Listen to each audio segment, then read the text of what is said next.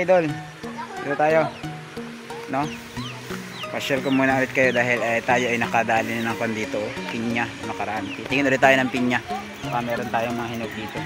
Pakita natin sa inyo idol. Unti-unti na nating nakaharvest yung ating pinya dito guys. Ayan, panoorin nyo. Idol, ito ating mga pinya dito. Dagko man kayo. Lalaking pinya rito mga idol. Yung isa rito nakuha na natin nakaraan. Ayan.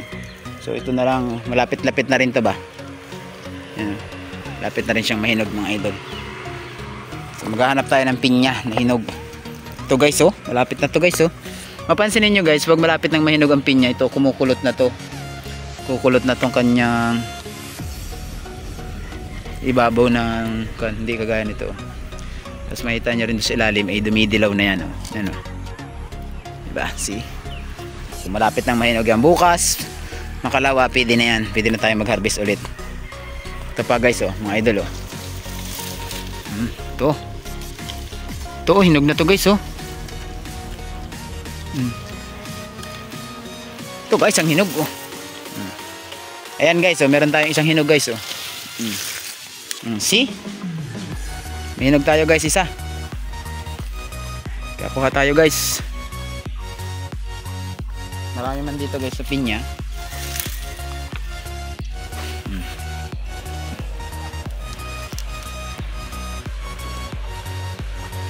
Uy, pinya tayo guys. Nakapinya tayo guys. Ito guys, kilala niyo to? Yung pipinong maliliit oh, yung Tagalog na pipino, ano? Bisaya oh. Ano? Yan, pipino yan mga idol, hindi yan nakakalason. Na-try na natin yang kumain-kain. Yan oh. Ito pa guys oh. May pinya pa rin dito sa loob niya. Idol.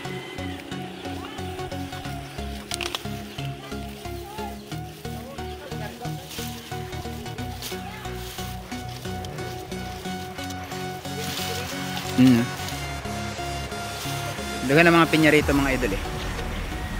Ito pa oh. Ito pa sa loob. Ayun oh. Ito pa. So nakaisa tayo mga idol.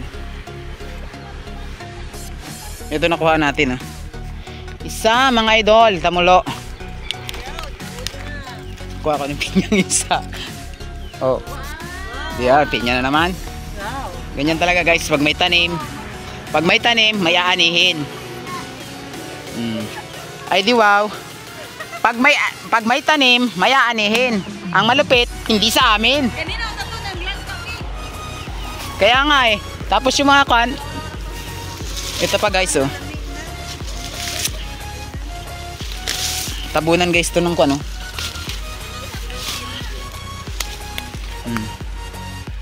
Ay hindi pa man narihinog guys.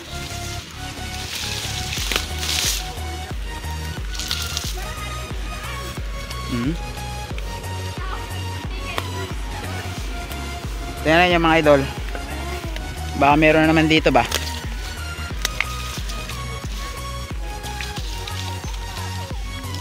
Ito pa mga idol oh. So wala pa yan. Wala pa mga hinog dito. Dami pa rito guys. Ganyan lang yung natin, pinya. Pero marami. Maraming bunga yan. Nagbunga halos yan mga idol. So ito kadali tayo ng pinya. Pinitas na natin dahil oh, may daot ng ilalim. So hinog na siya, dilaw na siya. Tapos nandito yung ating mga kaibigan na ano, mga batang puti. Yan siya oh. Busy sa cellphone. Busy sa cellphone. Kumusta kayo na maghapon Ken? Okay ra maghapon Ken? Ha? Okay ra? Malabo kasi yung mata kasi niya pag ganitong adlaw kaya sobrang tutok niya sa cellphone. Yun.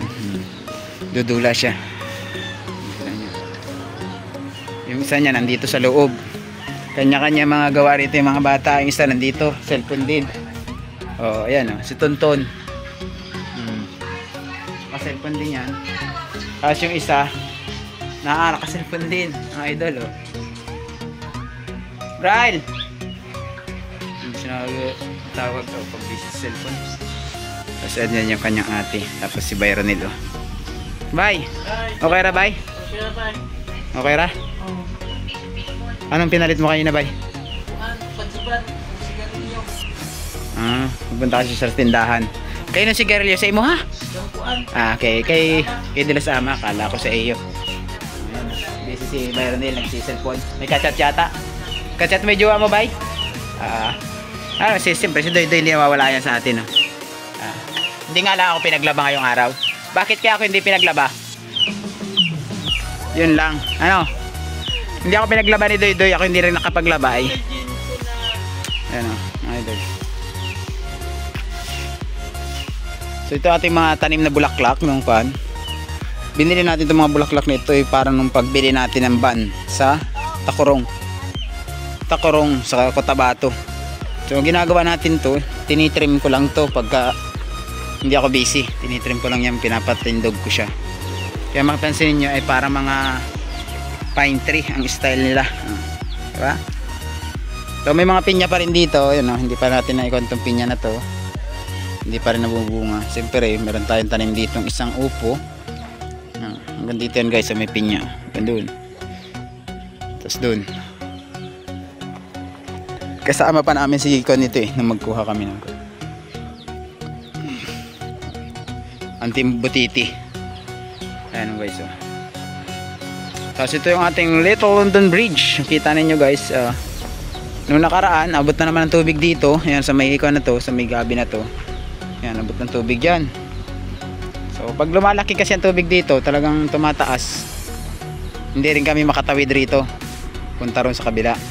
Kaya nilagyan ng tulay noon, mga panahon na laging baha. Nilagyan natin tulay. Ngayon nga lang ay sobrang lakas ng hangin kagabi. Ayun ang nangyari, sobrang lakas ng hangin kagabi. Natiklop yung kan, natupi yung mga dahon. Ayan, talagang ayusin na naman yung ating tulay. Hindi man ako makaakyat ito. Gusto ko rin yung akyatin to dahil yung aming wifi at aming solar ay medyo dumidilim na ang tinatamaan. So kailangan natin mapalinis ito susunod na adlaw. Aakyatin naman natin yan. Ako lang kasi umaakyat nito eh. Once nalinisan kasi iningatan namin tong kable ng wifi kay baka malaglagan ng sanga, maputol. So yun mga idol, oh. Sobrang nating hapon natin ngayon, oh. Ito lang tayo nag-vlog. Siyempre guys, yung ating mga alaga nandito yan. Tinalipan na ni Doy yung pinyang. Ang daming mga motor dito guys, oh. Baligya man eh, kay wala kaming pera. Ay kay boss rin nyo pala ni. May tatlong rider, may isang big bike, may Ducati, merong BMW. BMW man na. Kasi Doy nagtalit ng pinya. Diba guys, so, nakakain na utay-utay yung pinya natin mga idol, oh. Yung kaunahan doon sa dulo, yung isang peraso ron sa may babuyan. Oh. Karon ito, padalwa na. So rider, 200 na yan. Oh, 100 kanina galing doon, bumalik-balik ta.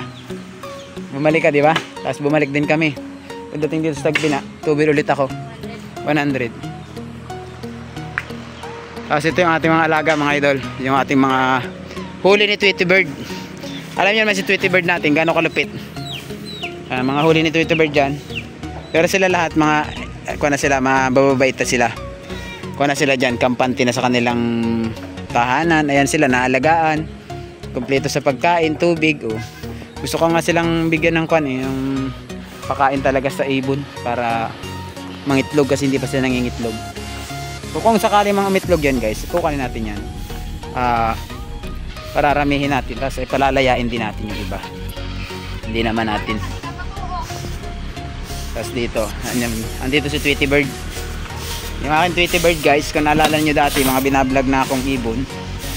Ito, ayan si Tweety Bird. Yung malapit natin si Tweety Bird, yan yung humuli lahat doon. So lahat ng dumakop doon. So yan po ay hindi sinasaktan ha, hinuli lang natin para yung kanila sa wild ay alam nyo naman siyempre ang laki ng pinalinisan natin dito, so nawalan sila ng tirahan, so kailangan natin silang alagaan. So hindi natin sila alagaan, mawawala sila ng tuluyan dito sa ecosystem natin, di ba? So ito yung ating fish pan naman mga idol. Ito yung ating fish pan. Kunti na lang ang laman pero sinasabugan na ulit natin ng pagkain. At kung ito naalala ninyo guys, yung ating kalamansi dati yung kalamansi natin napakaliit dati, hanggang dito lang. Tingnan naman ngayon, mas mataas pa sa akin. Kaso nadaot siya kaya hindi ko siya na i-trim. Ang kalamansi kasi kailangan mo siyang i-trim. Once na mamunga, kailangan mo siyang putulin ito para mag-usbong ulit yung magagandang tubo niya, no? Kung mapansin niyo kasi pag ang kalamansi hindi na siya natitrim, gumugulang na yung mga sanga, giging ganito, magkakaroon ng mga batik ang dahon. So dapat lagi siyang fresh ito, tulad dito. So hindi, dahil hindi siya nga na-trim, yan ang resulta. Pag hindi siya na-trim, tapos dito hindi na siya ganun kasagana magbigay ng bunga. May mga bunga naman siya kahit paano. Ang problema, hindi nga ganun karami ang bunga niya ngayon. Siyempre ating bayabas, may bumunga na yung ating bayabas. Siguro may isang taon na rin to rito. Meron na tayong isang taong bunga ng bayabas, isang piraso lang. Di ba? At least bumunga. Yan yung ating kon ngayon dito, update yung hapon sa ating Team Butiti House, mga idol. So alam niyo naman din sa Pikas, ikaw naman natin yan i-vlog yung talungan. Yung fish pa natin, yung kabila ay manukan yan, ilisod. Ito, babuyan. Yan yung babuyan ng idol.